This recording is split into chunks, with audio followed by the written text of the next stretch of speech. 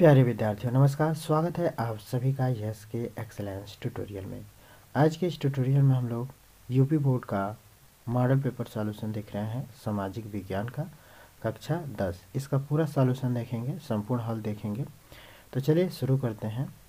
तो यहाँ पे आप लोग देख सकते हैं कुछ निर्देश, कुछ गाइडलाइंस है। आपका समय 3 घंटे 15 मिनट का होगा। समय 3 घंटे 15 मिनट का होगा। पूर्णांक आपका 70 होगा।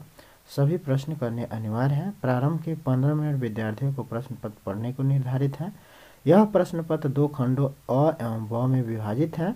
खंड अ में 20 अंक के बहुविकल्पीय प्रश्न पूछे जाएंगे, जिनका उत्तर OMR शीट पर दिया जाना है। ठीक है, तो OMR शीट भी आपको मिलेगा। ठीक है, उसके बाद OMR शीट पर उत्तर अंकित किए जाने के पश्चात उसे काटे नहीं तथा इरेजर यानी कि मेटा का प्रयोग नहीं करना है और वाइटनर यानी कि सफ़ेदा नहीं लगाना है। ठीक है, इसके बाद से क्या है कि 5 नंबर क्या कह रहा है। 5 नंबर है कि खंड ब 50 अंकों का है। इसमें वर्णात्मक प्रश्न 1, वर्णात्मक प्रश्न 2 एवं मानचित्र संबंधी 2 प्रश्न हैं। प्रत्येक प्रश्न के लिए निर्धारित अंक उसके सम्मुख अंकित किए गए हैं। 6वां है कि दिए गए मानचित्र को उत्तर पुस्तिका में मजबूती के साथ संलग्न करना आवश्यक है। ठीक है, दृष्टिबाधित परीक्षार्थियों के लिए मानचित्र कार्य के स्थान पर अलग से प्रश्न लिखने के लिए दिए गए हैं। ठीक है, तो उन्हें अलग से प्रश्न लिखने को दिया गया है। ये आपका 7 गो निर्देश था। अब 7 निर्देश पढ़ने के बाद से यहाँ पे खंड अ से हम लोग सॉल्यूशन देखना शुरू करते हैं। ये खंड अ है और ये 20 अंक का होगा। एक एक नंबर निर्धारित है, बहुविकल्पीय प्रश्न है। पहला है, राष्ट्रवाद का उदय सर्वप्रथम किस देश से हुआ था? तो विकल्प है Germany, France, Italy, the Britain. तो इसमें आपका सही विकल्प होगा France. Next question, Duke Metternich ने सामाजिक व्यवस्था का सबसे खतरनाक दुश्मन किसको माना? रूसो को, विक्टर इमैनुएल को, काल्विन को, जूसेपी मैत्सनी को। तो ये आपका विकल्प 2 सही है।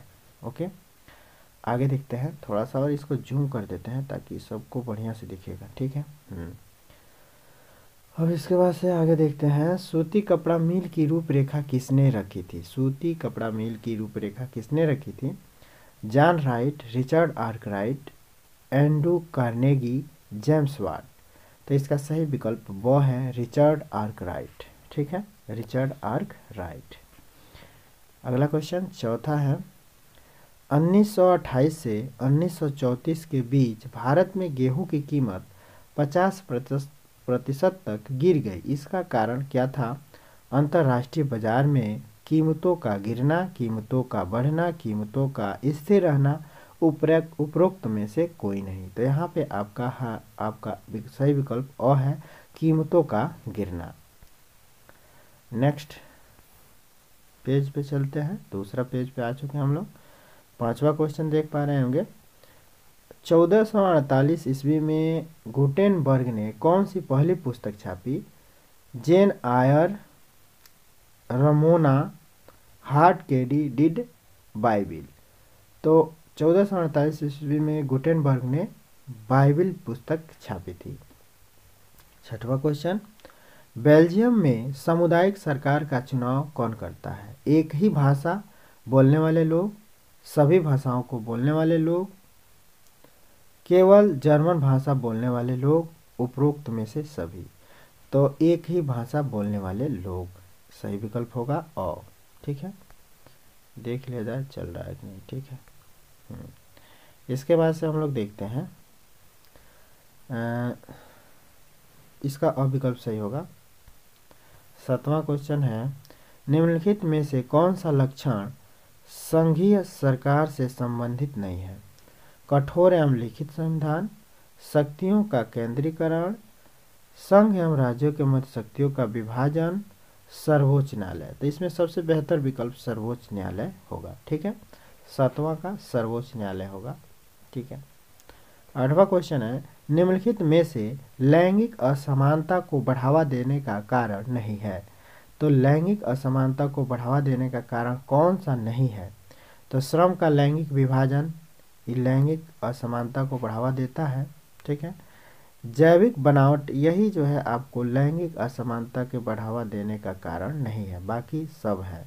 समाज का पैतृक प्रधान होना, महिलाओं से साक्षरता दर की कमी, ये जो है लैंगिक असमानता को बढ़ाता है, लेकिन जैविक बनावट लैंगिक असमानता को नहीं बढ़ाता है। ठीक है, आगे क्वेश्चन देखते हैं। 9वां क्वेश्चन है, सांप्रदायिकता की समस्या प्रारंभ होती है जब धर्मों को ही राष्ट्र का आधार मान लिया जाता है। जब धर्मों को ही राष्ट्र का आधार मान लिया जाता है, धर्म को राष्ट्र से अलग कर दिया जाए, सभी धर्मों को समान रूप से माना जाए, कुछ ही धर्मों को प्रधानता दी जाए। तो इसका सही ऑप्शन आपका जो द है, कुछ ही धर्मों को प्रधानता दी जाए तो सांप्रदायिक समस्या आ जाती है। 10वां क्वेश्चन है, निम्नलिखित में से कौन सा संघ सूची का विषय नहीं है। तो संघ सूची का विषय कौन सा नहीं है? प्रतिरक्षा, मुद्रा, शिक्षा, विदेशी मामले। तो शिक्षा जो है संघ सूची का विषय नहीं है। 11 नंबर का क्वेश्चन है, निम्नलिखित में से पंजाब में भूमि संकुचन का मुख्य कारण क्या था। भूमि संकुचन का मतलब भूमि क्षरण या भूमि का अनुपजाऊ न होना, तो अधिक सिंचाई। ठीक है, भूमि संकुचन का मुख्य कारण था। नेक्स्ट क्वेश्चन है 12 नंबर का क्वेश्चन देखिए, कह रहा है कि सुमेल कीजिए। ठीक है, 12 नंबर का क्वेश्चन सुमेल करना है। तो देखिए, कह रहा है निम्नलिखित को सुमेलित करते हुए सही विकल्प का चयन कीजिए। ठीक है, भाखड़ा नंगल बांध परियोजना मिलाना है इसमें कि भाखड़ा नंगल बांध परियोजना किससे संबंधित है। तो भाखड़ा नंगल बांध परियोजना सतलज नदी से संबंधित है। ठीक है, तीसरा का होगा, माना क का तीसरा। तो देखिए क का तीसरा विकल्प किस में दिया रहा है, अ में दे रहा है और स में दे रहा है। ठीक है, अच्छा, हीराकुंड बांध कहाँ पे है। तो हीराकुंड बांध आपका कहाँ पे है, महानदी पर है। हीराकुंड बांध कहाँ पे है, महानदी पे। ठीक है, तो देखिए यानी कि ख का चौथा किधर दे रहा है, तो ख का चौथा इसमें है नहीं, अ में। अच्छा, स में देखिए ख का जो है चौथा है। ठीक है, ख का चौथा दे रहा है। ठीक है, तो ये तो है, ये तो है। ठीक, आगे देखते हैं।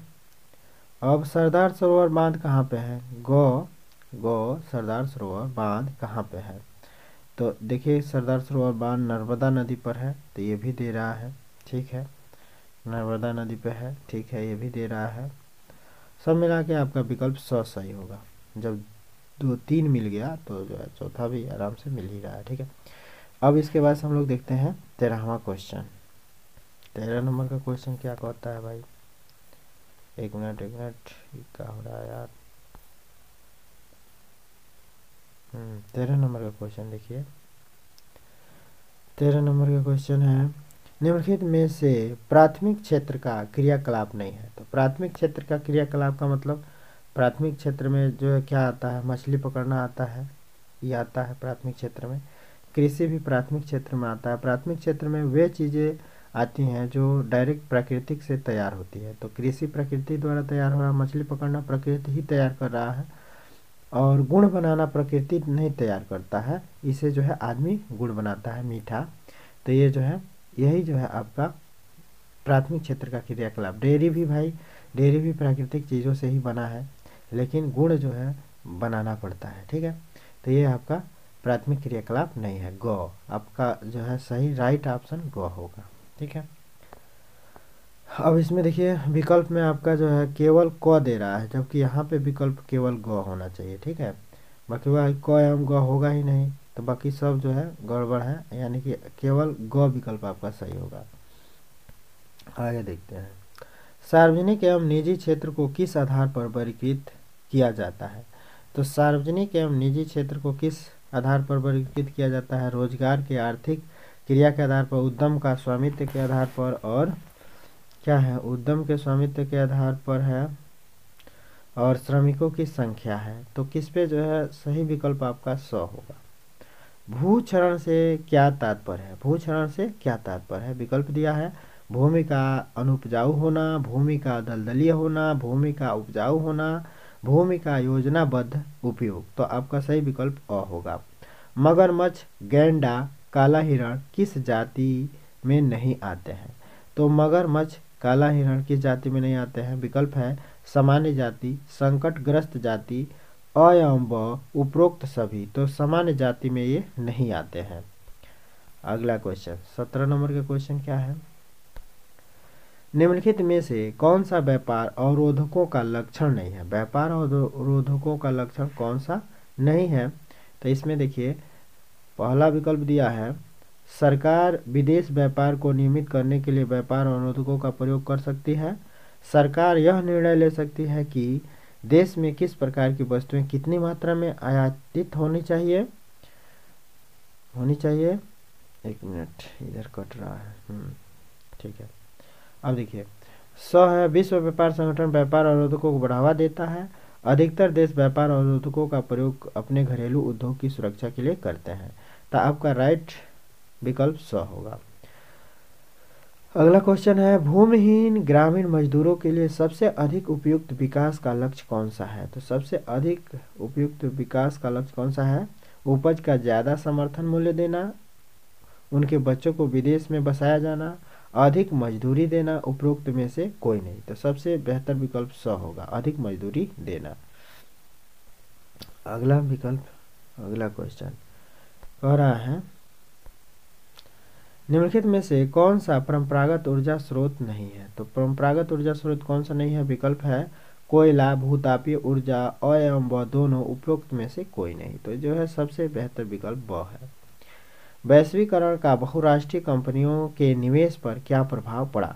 तो वैश्वीकरण का बहुराष्ट्रीय कंपनियों के निवेश पर क्या प्रभाव पड़ा, तो बहुराष्ट्रीय कंपनियों के निवेश में वृद्धि हुई। बहुराष्ट्रीय कंपनी द्वारा भारत के विदेशी व्यापार के अधिकांश भाग पर नियंत्रण हुआ। बहुराष्ट्रीय कंपनियों के आगमन से लोगों की आर्थिक स्थिति सुदृढ़ हुई।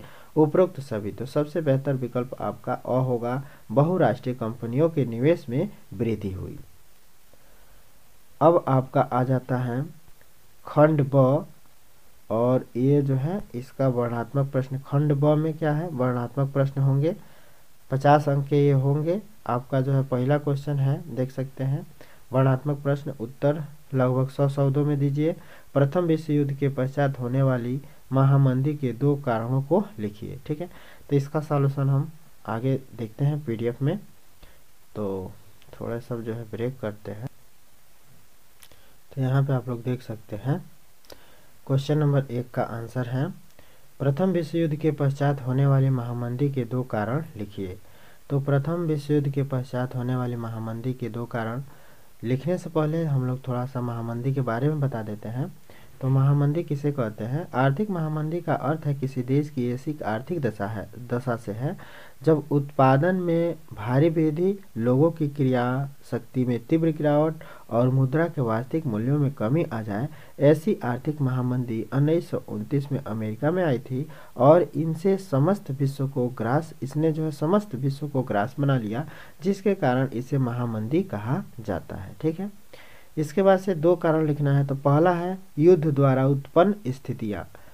महामंदी का 2 कारण क्या था, युद्ध द्वारा उत्पन्न स्थितियां। प्रथम जो है युद्ध द्वारा उत्पन्न स्थितियां क्या थी, प्रथम युद्ध काल में सेना से संबंधित वस्तुओं की मांग में वृद्धि के कारण भारी औद्योगिक प्रसार किए गए।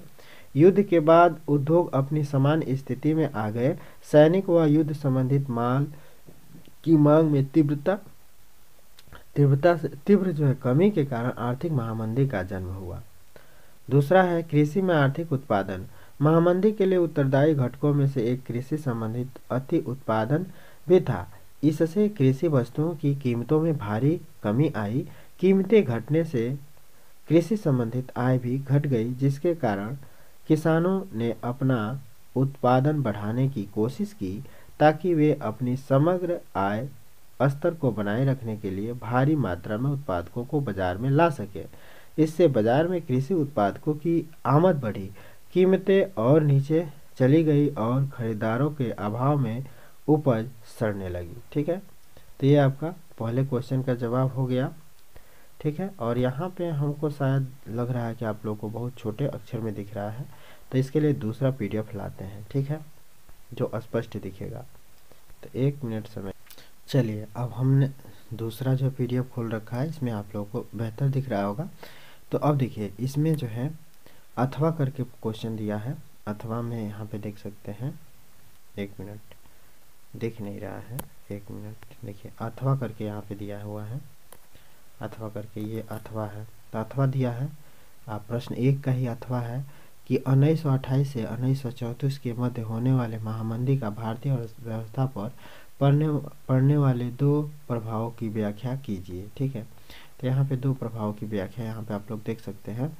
भारतीय अर्थव्यवस्था पर महामंदी के प्रभाव, पहला जो है प्रभाव यहाँ पे प्रभाव पहला है महामंदी का भारतीय व्यापार पर बहुत गहरा प्रभाव पड़ा।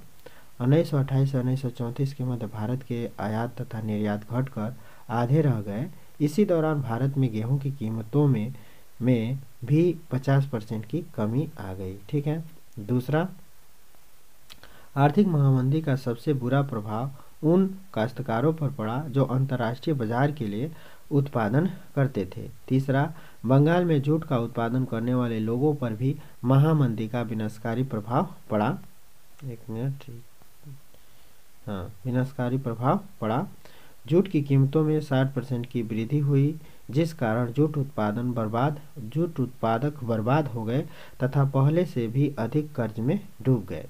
चौथा है, 2 ही कारण लिखना है, तो हमने 4 कारण बताया है, जो भी बेहतर लगे आप लोगों को आप लोग लिख दीजिएगा। आर्थिक महामंदी के दौरान कृषि उत्पादकों की कीमतों में बहुत अधिक कमी आई, परंतु औपनिवेशिक सरकार ने लगान में किसी प्रकार की कोई कमी नहीं की। परिणाम स्वरूप ग्रामीण क्षेत्रों में फैल रहे असंतोष को देखते हुए महात्मा गांधी ने सबने अवज्ञा आंदोलन आरंभ कर दिया। इसके बाद से दूसरा क्वेश्चन है, देख पा रहे होंगे आप लोग, सत्ता की साझेदारी। अभी जो है हम इसको ओपन करें तो दूसरा क्वेश्चन है सत्ता की साझेदारी। यहाँ पे देख सकते हैं सत्ता की साझेदारी में, सत्ता की साझेदारी लोकतंत्र की आत्मा है। इस कथन है कघन दिख रहा होगा, लेकिन कथन है कि कारण सहित पुष्टि कीजिए। ठीक है, थोड़ा सा टाइपिंग फॉर्मेट कुछ अलग है, इसीलिए कहीं कहीं गड़बड़ भी पढ़ सकते हैं आप लोग, तो इसीलिए आप लोग को पढ़ दे रहे हैं। यहाँ पे देखिए,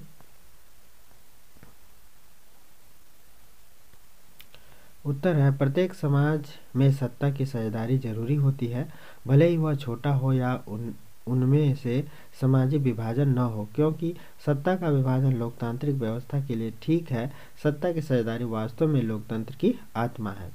लोकतंत्र का आशय होता है कि जो लोग इस शासन व्यवस्था के अंतर्गत हैं उनके बीच सत्ता को बांटा जाए और ये लोग इसी प्रकार रहें। वैध सरकार वही है जिनमें अपनी भागीदारी के माध्यम से सभी समूह शासन व्यवस्था में सम्मिलित होते हैं।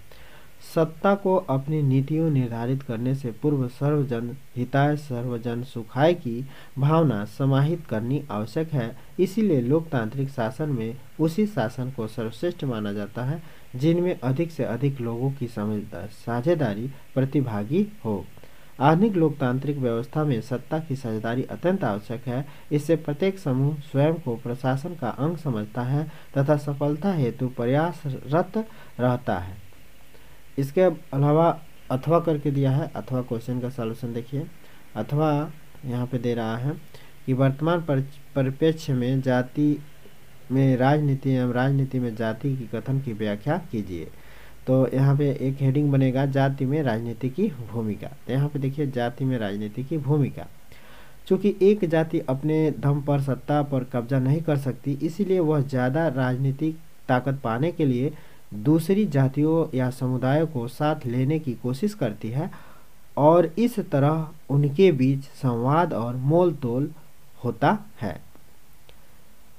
इसके अलावा इस प्रकार जाति में राजनीति कई तरह की भूमिकाएं निभाती है और एक तरह से यही चीज़ें दुनिया भर की राजनीति में चलती है। दूसरा है राजनीति में जाति की भूमिका। दूसरा हेडिंग है जब सरकार का गठन किया जाता है तो राजनीतिक दल इस बात का ध्यान रखते हैं कि उसमें विभिन्न जातियों और कबीलों के लोगों को उचित जगह दिया जाए।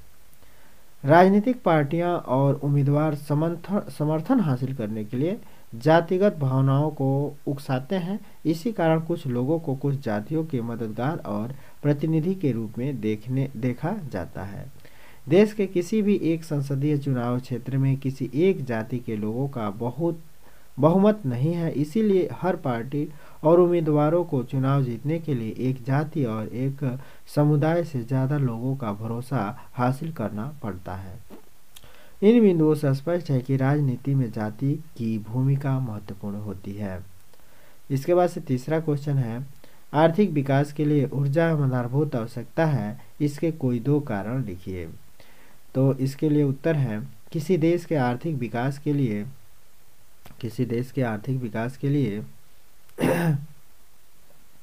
ऊर्जा मूलभूत आवश्यकता है, क्योंकि राष्ट्रीय अर्थव्यवस्था के विकास क्षेत्र, कृषि, उद्योग, परिवहन, वाणिज्य व घरेलू आवश्यकताओं की पूर्ति के लिए ऊर्जा की निवेश की आवश्यकता है। स्वतंत्रता प्राप्ति के पश्चात क्रियान्वित आर्थिक विकास की योजनाओं को चालू रखने के लिए ऊर्जा की बड़ी मात्रा की आवश्यकता थी। फलस्वरूप पूरे देश में ऊर्जा के सभी प्रकारों का उपभोग धीरे धीरे बढ़ने लगा।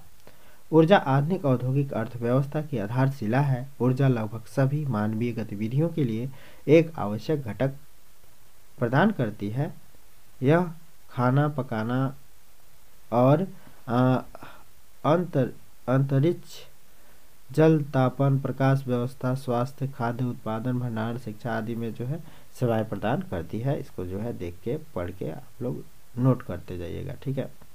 तो हम इसको जो है, टाइम ज़्यादा लगेगा सबको पढ़ने में, क्या करें, चलिए पढ़ ही देते हैं। परिवहन तथा संचार के साधन किसी भी, अथवा करके दिया है, अथवा वाला है, ठीक है। तो परिवहन तथा संचार के साधन किसी भी देश की जीवन रेखा क्यों माने जाते हैं? दो कारण लिखिए। परिवहन और संचार के साधन किसी भी राष्ट्र और अर्थव्यवस्था की जीवन रेखा है, क्योंकि ये साधन अर्थव्यवस्था की रीढ़ है और किसी राष्ट्र के विकास की पहचान है। संचार और परिवहन में तेजी से वृद्धि है ने हर देश के लोगों की जीवन शैली में सुधार किया है। रेलवे, जल मार्ग, वायु मार्ग, समाचार पत्र, रेडियो, इंटरनेट ने दुनिया को हमारे दरवाजे पर ला दिया है और सामाजिक और आर्थिक विकास में योगदान दिया है। भारत जैसे कृषि प्रधान देश में परिवहन और संचार के उन्नत साधनों से राष्ट्रीय अर्थव्यवस्था को मदद मिली है। किसान कम समय में अपने माल का परिवहन करने और अधिक पूंजी अर्जित करने में सक्षम है। भारत अपने बेहतर वायुमार्ग और रेलवे के कारण भी पूरी दुनिया से अच्छी तरह जुड़ा हुआ है। परिवहन और संचार के साधनों के कारण ही स्थानीय व्यापार अंतर्राष्ट्रीय स्तर पर पहुंच गया है, जो हर देश के आर्थिक विकास के लिए उत्कृष्ट है। बहुराष्ट्रीय कंपनियां अपने उत्पादन की लागत कम बनाए रखने के लिए किस प्रकार का प्रबंध करती है? अगला क्वेश्चन है चौथा। बहुराष्ट्रीय कंपनियां अपने उत्पादन की लागत कम बनाए रखने के लिए किस प्रकार प्रबंध करती है? किन्हीं दो का उल्लेख कीजिए। तो यहाँ पे देख सकते हैं, बहुराष्ट्रीय कंपनियां उन क्षेत्रों में उत्पादन के लिए कार्यालय और कारखाने को स्थापित करती है जहां उन्हें सस्ता श्रम और अन्य संसाधन मिल सकते हैं। उदाहरण चीन, बांग्लादेश और भारत जैसे देश। ये देश सस्ते विनिर्माण स्थानों का लाभ भी प्रदान करते हैं। बहुराष्ट्रीय कंपनियां अपने माल की उत्पादन लागत को कम रखने के लिए कुछ स्थानीय कंपनियों के साथ संयुक्त रूप से उत्पादन स्थापित करती हैं। बहुराष्ट्रीय कंपनियों को भी अपने विनिर्माण सामानों के लिए निकटवर्ती बाजारों की आवश्यकता होती है, जिससे माल के उत्पादन की लागत कम हो जाती है। बहुराष्ट्रीय कंपनियों को कौशल इंजीनियरों और इनके कर्मियों और बड़ी संख्या अंग्रेजी बोलने वाले लोगों की आवश्यकता होती है, जो ग्राहक और सेवाएं प्रदान करने में सक्षम है।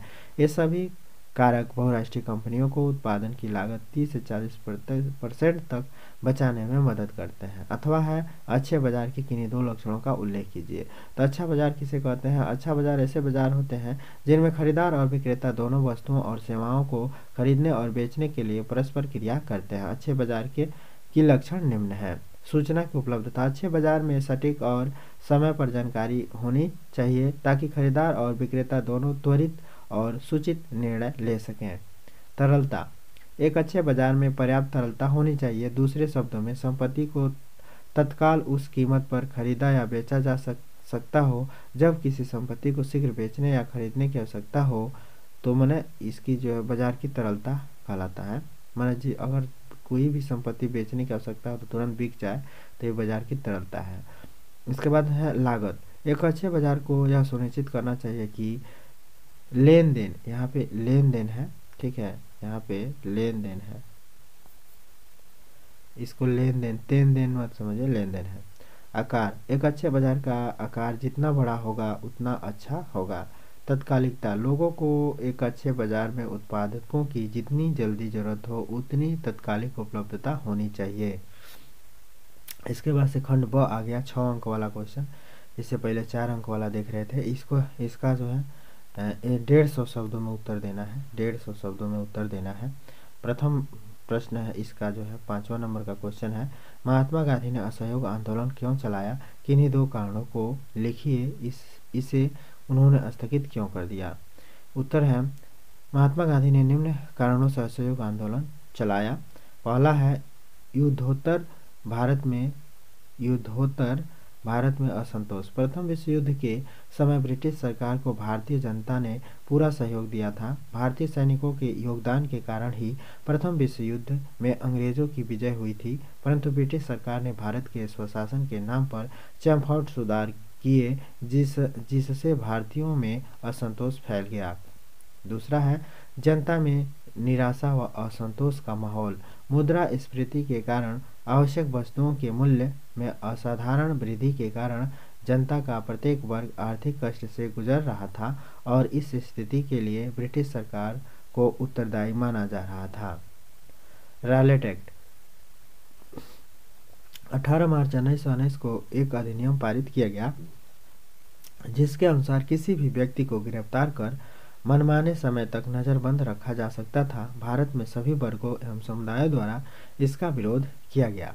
चौथा है जलियांवाला बाग कांड। रॉयलेट एक्ट तथा सरकार के सत्याग्रहियों के विरुद्ध चलाए गए एक दमन चक्र के विरोध हेतु 13 अप्रैल 1919 को अमृतसर में जलियांवाला बाग में एक सार्वजनिक सभा हुई। इस सभा में सैनिक शासन के प्रमुख जनरल डायर के द्वारा अंधाधुंध गोलियां चलाई गई। इस कांड ने ऐसे असंतोष को जन्म दिया जो असहयोग आंदोलन के रूप में प्रकट हुई। असहयोग आंदोलन को स्थगित निम्न कारणों से किया गया। उत्तर प्रदेश के चौरी चौरा में हिंसक भीड़ ने एक पुलिस थाने में आग लगा दी, जिसमें पुलिस और आंदोलन के प्रदर्शनकारियों के बीच झड़प के दौरान 22 पुलिसकर्मियों की मौत हो गई। गांधी जी को ऐसा लगा कि लोग अहिंसा के माध्यम से सरकार के खिलाफ विद्रोह के लिए तैयार नहीं हैं। गांधी जी अहिंसात्मक आंदोलन में विश्वास करते थे, अतः इन हिंसात्मक घटनाओं से उन्हें आघात लगा और उन्होंने असहयोग आंदोलन को स्थगित कर दिया। फरवरी 1922 में चौरी चौरा कांड के बाद गांधी जी ने आंदोलन वापस ले लिया, इसलिए आंदोलन वापस ले लिया गया। अथवा वाला है 5वां, सत्याग्रह का क्या अर्थ है? महात्मा गांधी द्वारा चलाए जाने वाले किन्हीं 2 सत्याग्रह आंदोलन का उल्लेख कीजिए। सत्याग्रह का शाब्दिक अर्थ है सत्य के लिए आग्रह, अर्थात सत्य के लिए आग्रह करना। गांधी जी के शब्दों में सत्याग्रह शारीरिक बल नहीं है। सत्याग्रही शत्रु को कष्ट नहीं पहुंचाता है, वह अपने शत्रु का विनाश नहीं चाहता है। सत्याग्रह के प्रयोग में दुभ बिना के लिए कोई स्थान नहीं होता है। दुर्भावना के लिए दुभ बिना दिखा है, लेकिन दुर्भावना के लिए कोई स्थान नहीं होता है। तो पहला कारण क्या था? चंपारण सत्याग्रह। भाई क्या कह रहा है? क्वेश्चन में कहा है सत्याग्रह का क्या अर्थ? महात्मा गांधी चलाने वाले किन्हीं 2 सत्याग्रह आंदोलन का उल्लेख कीजिए। तो पहला चंपारण सत्याग्रह है। तो चंपारण सत्याग्रह के बारे में देखते हैं। 1917 में भारत के बिहार चंपारण जिले में महात्मा गांधी के नेतृत्व में यह एक अहिंसक सविनय अवज्ञा अभियान था। चंपारण सत्याग्रह ब्रिटिश सरकार द्वारा गरीब किसानों के शोषण की प्रतिक्रिया थी, जिन्हें बटाईदारी की दमनकारी प्रणाली के तहत नील की खेती करने के लिए मजबूर किया गया था। गांधी जी को इस मुद्दे की जांच करने और किसानों की मदद करने के लिए एक स्थानीय नेता राजकुमार शुक्ला द्वारा आमंत्रित किया गया था। गांधी जी ने किसानों से नील की खेती बंद करने और अंग्रेजों द्वारा चलाए गए अवैध करों का भुगतान रोकने का आग्रह किया। अंततः 1918 में ब्रिटिश सरकार को इस मामले की जांच करने के लिए मजबूर होना पड़ा, जिसके परिणामस्वरूप नील प्रणाली को समाप्त कर दिया गया और किसानों पर करों में कमी की गई। इसके बाद से खेड़ा सत्याग्रह है। तो 2 ही सत्याग्रह के नाम बताना है। तो खेड़ा सत्याग्रह आप लोग एक देख लीजिए।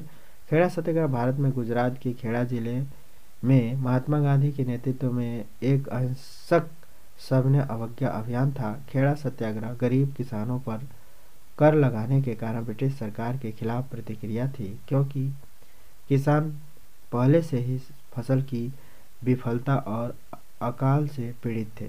गांधी जी ने किसानों से उनकी शिकायतों का समाधान होने तक कर का भुगतान रोकने का आग्रह किया। ब्रिटिश सरकार ने दमन के साथ जवाब दिया। गांधी जी और अन्य नेताओं की गिरफ्तारी भी शामिल थी।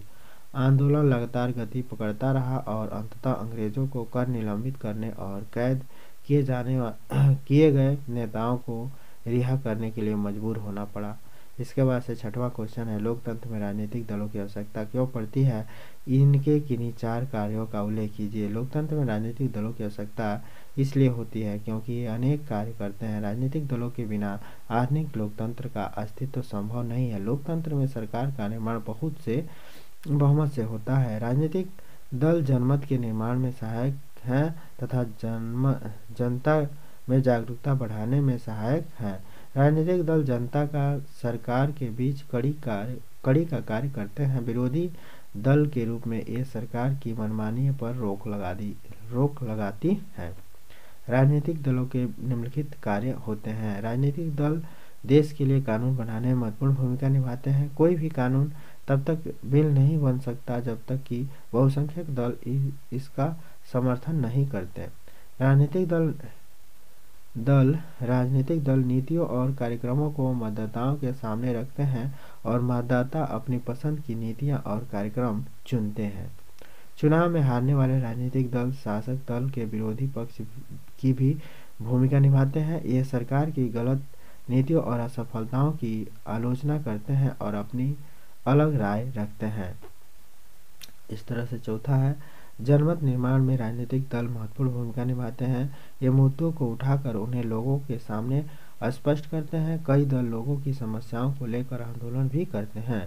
पांचवा, राजनीतिक दल सरकार बनाते हैं और चलाते हैं। साथ ही नीति और बड़े फैसले के मामले में निर्णय राजनीतिक दल के नेता ही लेते हैं और ये नेता विभिन्न दलों के होते हैं।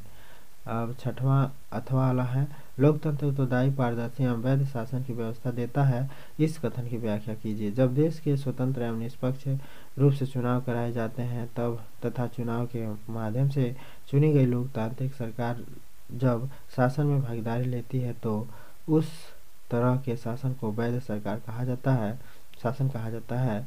दूसरे शब्दों में जनता की सरकार को वैध शासन कहा जाता है। लोकतांत्रिक व्यवस्था में सामाजिक, आर्थिक एवं राजनीतिक समस्याओं का समाधान किया जाता है तथा सांस्कृतिक गतिविधियों को बढ़ावा भी मिलता है। इन्हीं आधारों पर लोकतांत्रिक सरकारें अपने नागरिकों के प्रति उत्तरदायी तथा जिम्मेदार पूर्ण होते हैं। वैधानिक सरकार का निर्णय करती हैं। इसे निम्न बिंदुओं की सहायता से समझा जा सकता है। उत्तरदायी सरकार एक ऐसी सरकार होती है जो जिम्मेदार हो अथवा जो अपने कार्यों अथवा निर्णयों को सिद्ध कर सके। लोकतांत्रिक सरकार लोगों अथवा संसद के प्रति उत्तरदायी होती है। उत्तरदायी जिम्मेदार सरकार एक ऐसी सरकार होती है जो लोगों की आवश्यकताओं एवं उम्मीदों की तरफ सकारात्मक रूप से ध्यान देती है। सरकार ऐसे निर्णय लेती है, नीतियाँ बनाती है जो लोगों को मंजूर हो। इसके अंतर्गत जब भी आवश्यकता पड़े लोग निर्णय लेने में भाग ले सके। वैध सरकार निश्चित नियमों के अनुसार जो कार्य करती है और अर्थात प्रतिमानों तथा सही कार्यप्रणाली को अपनाकर ही निर्णय लेती है। कहने का तात्पर्य यह है कि नागरिकों को यह जानने की स्वतंत्रता होती है कि क्या निर्णय सही कार्यप्रणाली के द्वारा की गई है। इसे पारदर्शिता कहते हैं। अब देखिए दोस्तों, इसका PDF अगर आप लोग को चाहिए तो आप लोग अपना WhatsApp नंबर कमेंट कर दीजिएगा, उस पर हम PDF भेज देंगे। सातवां है, क्योंकि समय का अभाव है इसलिए जल्दी केवल पढ़ दे रहे हैं। सातवां है, मृदा अपरदन का क्या अर्थ है? मृदा अपरदन का भूमि पर पड़ने वाले 2 प्रभावों का वर्णन कीजिए। तो मृदा अपरदन, इसका अर्थ होता है मिट्टी की ऊपरी परत का नष्ट होना। मृदा अपरदन में मिट्टी की उपजाऊ सतह अपने मूल स्थान से हटकर दूसरे स्थानों पर स्थानांतरित हो जाती है। मृदा अपरदन में अनेक भौतिक एवं रासायनिक परिवर्तन होते रहते हैं। मृदा अपरदन प्राकृतिक रूप से घटित होने वाली एक भौतिक प्रक्रिया है जिसमें मुख्यतः जल एवं वायु जैसे प्राकृतिक भौतिक बलों द्वारा भूमि की ऊपरी मृदा के कणों को अलग कर बाहर ले जाना सम्मिलित है। यह सभी प्रकार की भू आकृतियों को प्रभावित करती है। मृदा अपरदन का प्रभाव। मृदा अपरदन मिट्टी की उत्पादक क्षमता को प्रभावित करता है, क्योंकि पौधों को जिन आवश्यक पोषक तत्वों की आवश्यकता होती है वो कम हो जाते हैं। ये पोषक तत्व सामान्यतः ऊपरी मिट्टी में मौजूद होते हैं, जो उस समय नष्ट हो जाते हैं जब मृदा अपरदन होता है। मिट्टी की ऊपरी परत को नष्ट होने के कारण मृदा अपरदन का पौधों के अस्तित्व तथा वृद्धि पर प्रतिकूल प्रभाव पड़ता है। मृदा अपरदन से मिट्टी की जल धारण क्षमता कम हो जाती है, जिससे पौधों की वृद्धि के लिए आवश्यक पोषक तत्वों की हानि होती है। इससे फसलों की उत्पादकता पर प्रतिकूल प्रभाव पड़ता है। जब पहाड़ी उतान या पहाड़ी ढाल पर मृदा अपरदन होता है तो यह बाढ़ या मिट्टी के खिसकने जैसी प्राकृतिक आपदाओं की संभावना को बढ़ा सकता है। मृदा अपरदन से आसपास के जलाशयों में बाढ़ आ सकती है। अथवा करके दिया है 7वां क्वेश्चन, भारत में पाए जाने वाले मोटे अनाजों का उल्लेख कीजिए। तो भारत में मोटे अनाज ज्वार बाजरा मक्का है, इसको आप लोग देख लीजिएगा, ठीक है। यहाँ से है भारत में पाए जाने वाले मोटे अनाज तथा भौगोलिक परिस्थितियाँ। ज्वार बाजरा मक्का और रागनी जैसे उत्पादन जो है ज्वार है, इसको जो है आप लोग पढ़ लीजिए। 8वां असंगठित क्षेत्र के सामाजिक भेदभाव के शिकार है, इसके 3 कारण लिखिए। यहाँ पे देख सकते हैं आप लोग, इसको पढ़ लीजिएगा, ठीक है। समय का अभाव है इसलिए